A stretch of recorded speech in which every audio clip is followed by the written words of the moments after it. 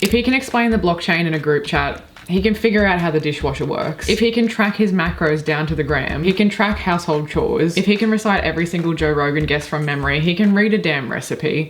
Can you do a roast? I gave birth 2 days ago. 2 days ago? And you came out of the hospital straight away? You've been sitting around all this time, so you can make a roast. It's been 7 days since I cleaned my kitchen. My son and I got COVID while my husband somehow managed to avoid it. The kitchen is so much worse than I could have imagined because the entire kitchen smells like vinegar. I don't want to know what these sticky substances are because the second that I do, I just want to quit. I just mopped there.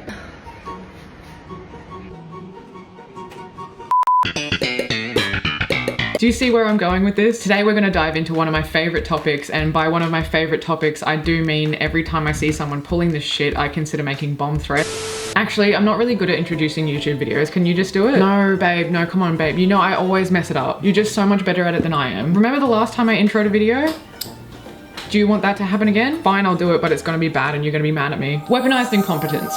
I'm talking about weaponized incompetence. Weaponized incompetence, also called strategic incompetence, is when someone knowingly or unknowingly demonstrates an inability to perform or master certain tasks, thereby leading others to take on more work. This generally occurs in 2 domains: in the household, between partners, and at work, between colleagues. Consistently, weaponized incompetence leads to an unequal division of labor. Fancy pants talk for pretending to be useless at really basic tasks and fucking it up so no one ever asks you to do it again. It's the adult equivalent for pretending to be asleep so you don't have to help take the groceries in. So why do otherwise capable people pull the I'm bad at it card? It's pretty simple. It's because it works. If you enjoy being a burden to your loved ones and driving a wedge in all of your romantic relationships, weaponized incompetence might be for you. Call now and you too can make your partner your unpaid personal assistant while you play 5 consecutive hours of Call of Duty. If every time someone does a task, they do it so badly that you have to redo it, you will eventually stop asking them to do it, right? And just like that, they've gotten out of doing it forever. Weaponized incompetence can be used in just about any domain, including between co-workers, but by far the most common and pervasive is when it comes to domestic labor in relationships or marriages. Jobs like laundry, cleaning, cooking, childcare, etc. And you get $0 if you can guess who the most common perpetrators of this are. Men who are otherwise competent with tasks in their everyday lives and jobs suddenly have a room temperature IQ every time it comes to domestic labor and very simple tasks that everyone does every single day. Now, is this strictly a man thing? Is this gender specific? No. Women can be incompetent too. No, it's not gender specific, and women can also weaponize incompetence and do. But there is a very, very strong trend that is quite pervasive with men being at the helm of this because it's usually concerning childcare and domestic labor, which usually falls to women. And we've probably all experienced this to some degree, whether it's at home, at work, at university with group assignments, God knows they're awful, in relationships, or just organizing things with friends. But today we're going to talk about the most prominent and widely discussed and observed version of this, which is this brand of men who are otherwise competent at work but become borderline feral at home. Let's have a look at a little example. This is captioned, "Last time I let a man do the dishes," and I can only imagine what this is going to be. Can it be that bad? Oh my God, is that bowls?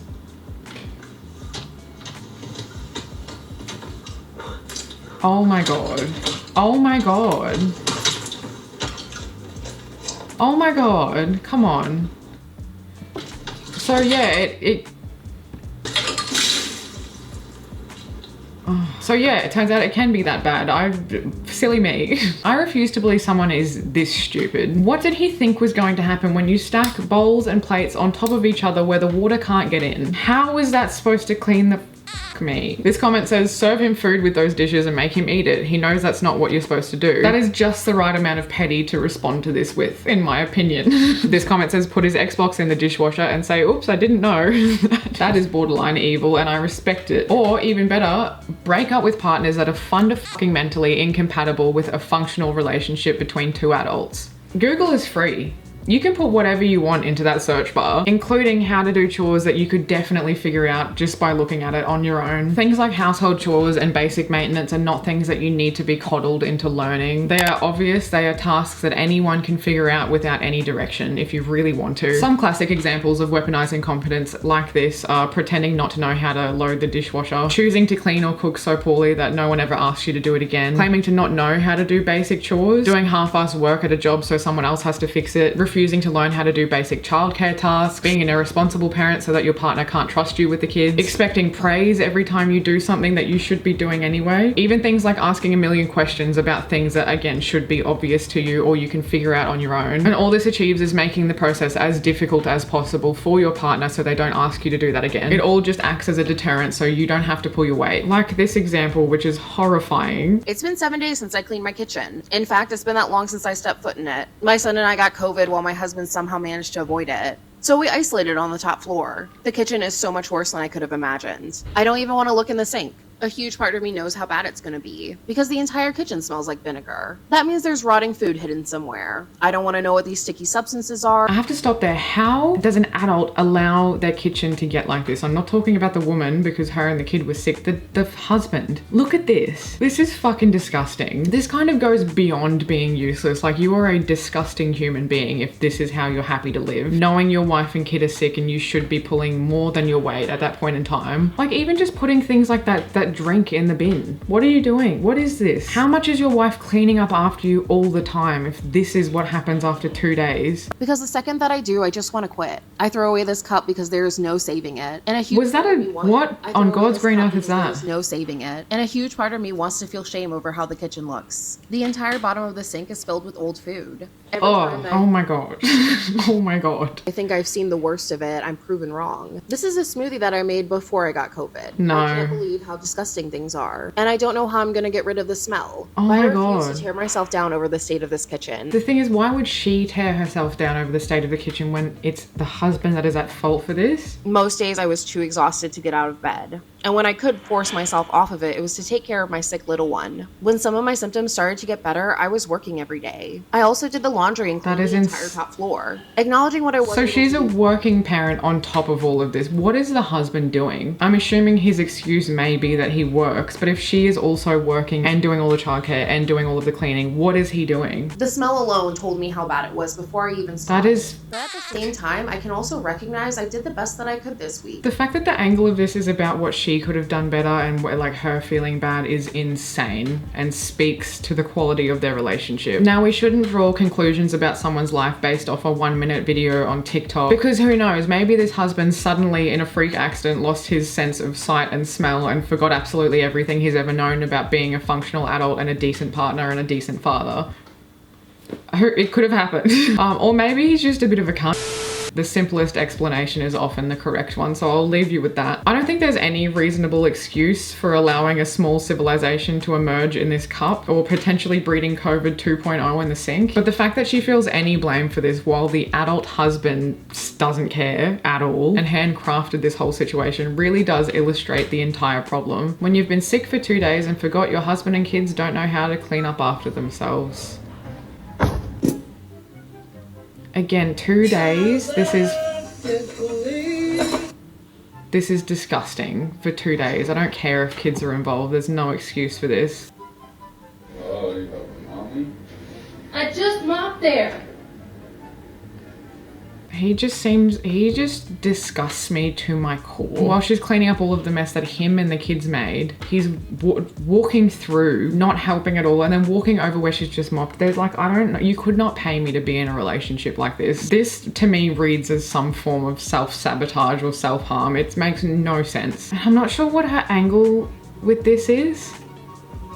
Like, okay, yeah, now you've got the whole living room to do because you've got a useless husband. What is the point? I don't understand. I don't get it.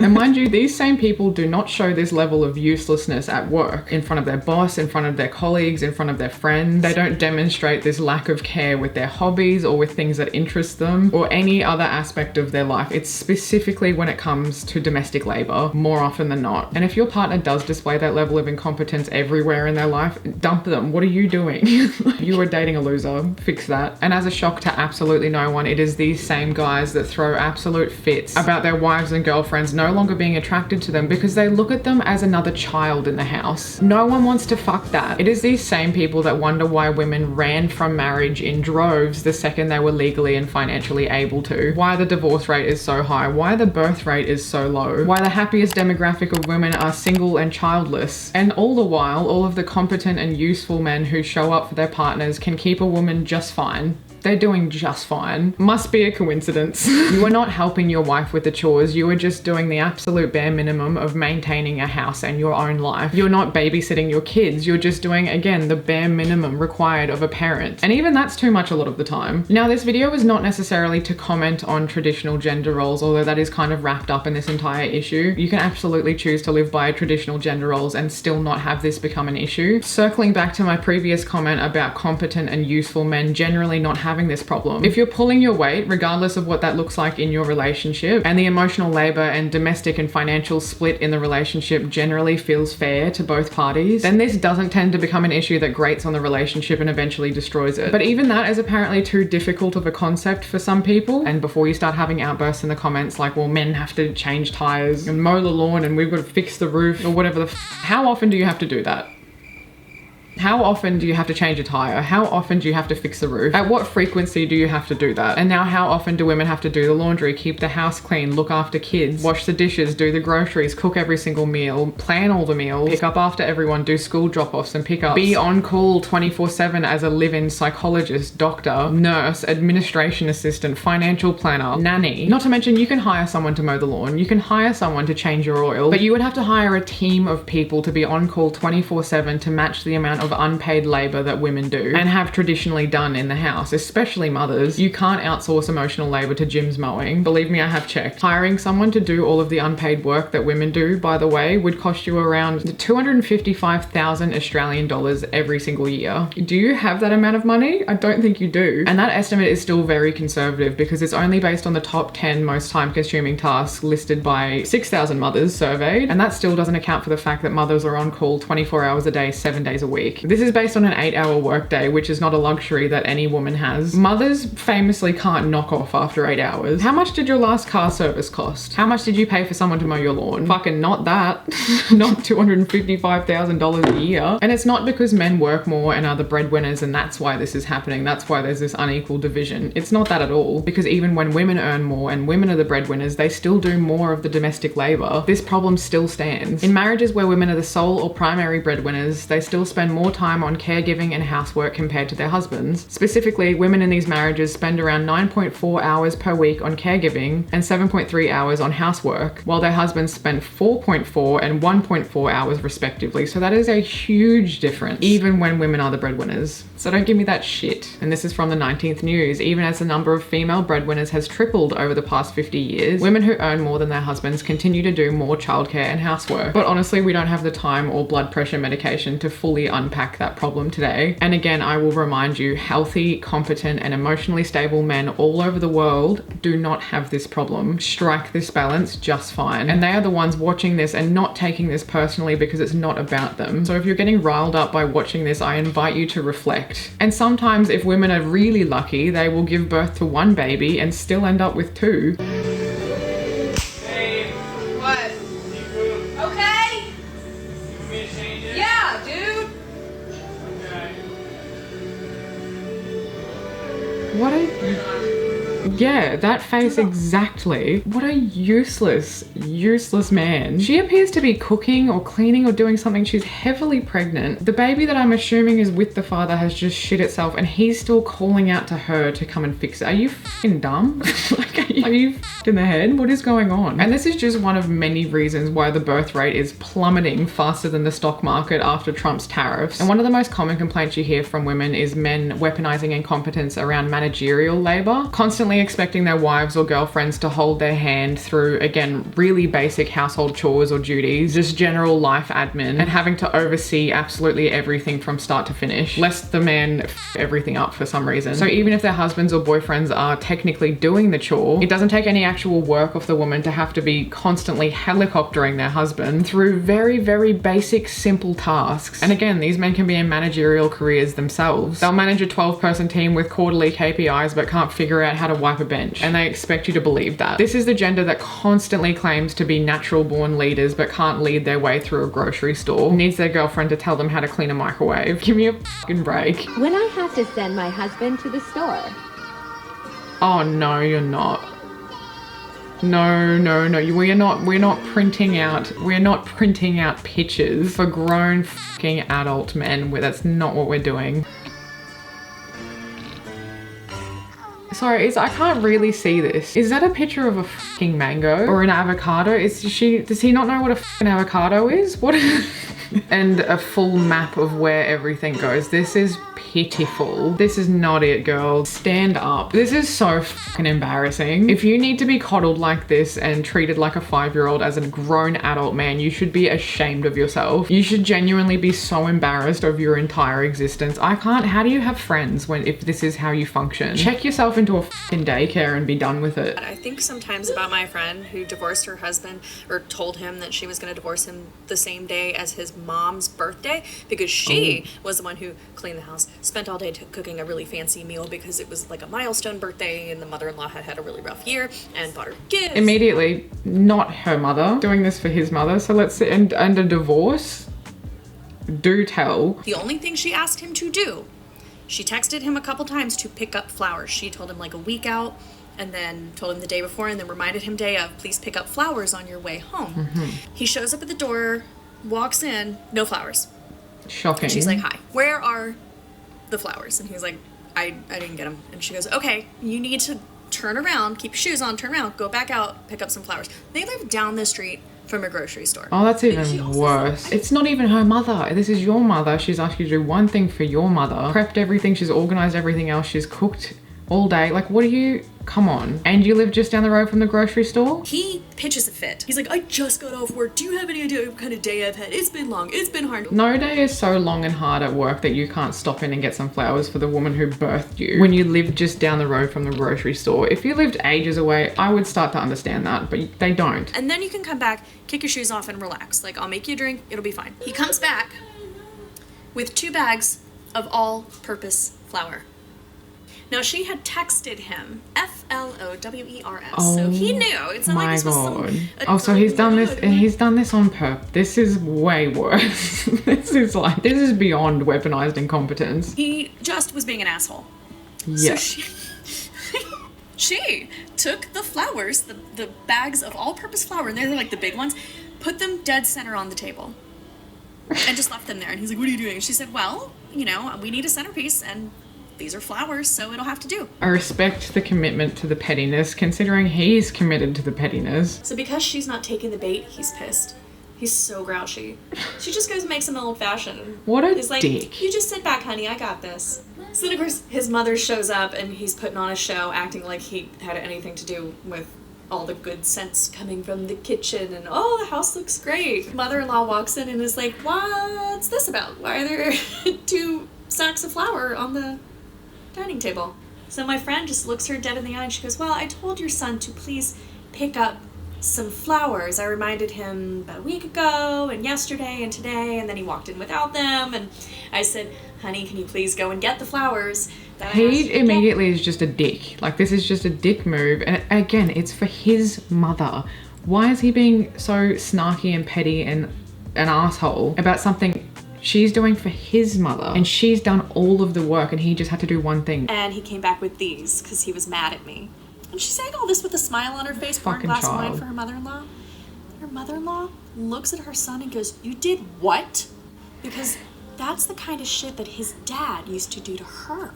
Oh. Which is why they weren't married anymore. Oh. Like, she divorced his dad because he was an asshole. Oh. And he would do all this kind of shit to go out of his way to make her life harder. Oh. Oh my god, this is getting worse and worse and worse. So he's already seen how this ends up. He's got a real world example of how this ends up. He's already witnessed that this behavior results in divorce and also really negatively affected his own mother, and he's doing it anyway. And now he's divorced. Masterful gambit, sir. Everything goes smoothly. As soon as the door closes from mother-in-law leaving, she turns to him and says, I want a divorce. You can sleep in the guest room. And what's funny is she waited until he was asleep in the guest room, and she left and got a hotel. So he was sleeping in the guest room, which he hates. He hated that. Oh my. Guest room, which he hates. He hated that room, and she was like, I'm not sleeping here either. Bye. And she checked into like a 4-star hotel on his card. We have to stand. We have to stand. That is queen behavior. That is standing on business. Oh, I love this woman. I love this woman. Also, he's copied his dad, which it didn't work for his dad. Now hasn't worked for him. And he's lost a wife that was evidently doing absolutely everything for him, pulling everyone's weight. And now she's divorced his ass. Honestly, queen behavior. Iconic. I love her. My ex-husband told me that he couldn't pick our sons up from school because he didn't know which school they go to. And most reasonable people would read that and think, surely not. Surely no one is that detached from their kid's life. Wrong. This is also a pretty concerning trend of just fathers knowing absolutely nothing about their kids. Are you and your son pretty close?